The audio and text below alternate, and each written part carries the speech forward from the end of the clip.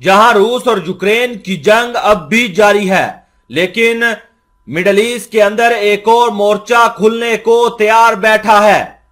Israel ने एक ऐसी कार्रवाई की है जिसकी वजह से मुसलमान मुमालिक इजराइल के खिलाफ उठ खड़े हुए हैं।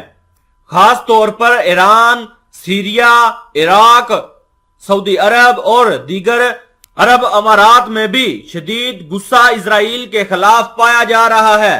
इजराइल का ये एक्शन पश्चिमी एशिया के अंदर एक बड़ी जंग की दावत दे रहा है। मस्जिद उल अक्सा के अंदर नमाज पढ़ने की हर मुसलमान की ख्वाहिश होती है और इस मस्जिद की चर्चा इस वक्त पूरी दुनिया में हो रही है।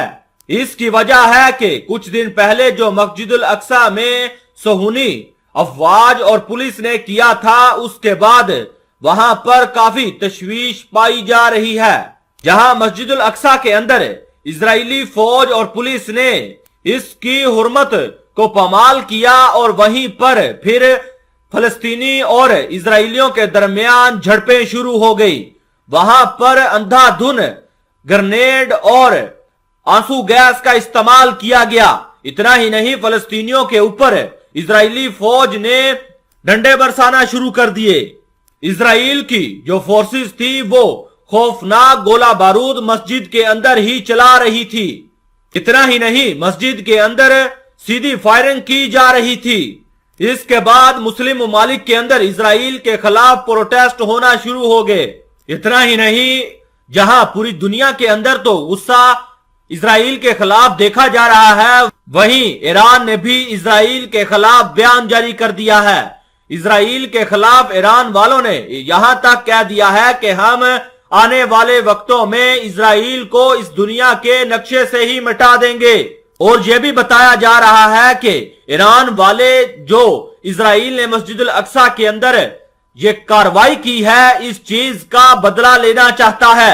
आपको मैं मजीद बताऊं कि ईरान के जो सुप्रीम लीडर हैं आयतुल्लाह खामनेई, उन्होंने अलल ऐलान ये बयान जारी कर दिया है कि हम 25 साल के अंदर अंदर इजराइल को इस दुनिया से खत्म कर देंगे और इजराइल का वजूद फिर इस दुनिया के नक्शे पर नहीं रहेगा।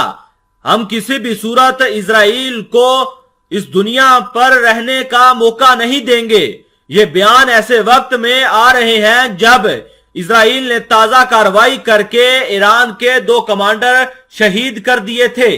उसके बाद लगातार इजराइल और ईरान के दरमियान कशीदगी पाई जा रही थी।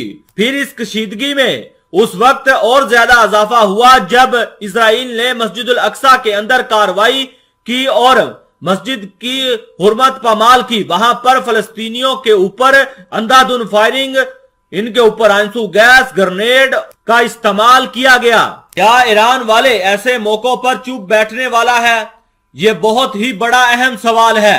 जहां ईरान वाले अपने खतरनाक मिसाइल दुनिया के सामने रख रहे हैं और आए दिन नए हथियारों का तजर्बा करके दुनिया को हैरान कर रहे हैं, वहीं ईरान के पास हाइपरसोनिक मिसाइल और क्रूज मिसाइल भी मौजूद है जिसकी रेंज इजराइल के शहरों तक है।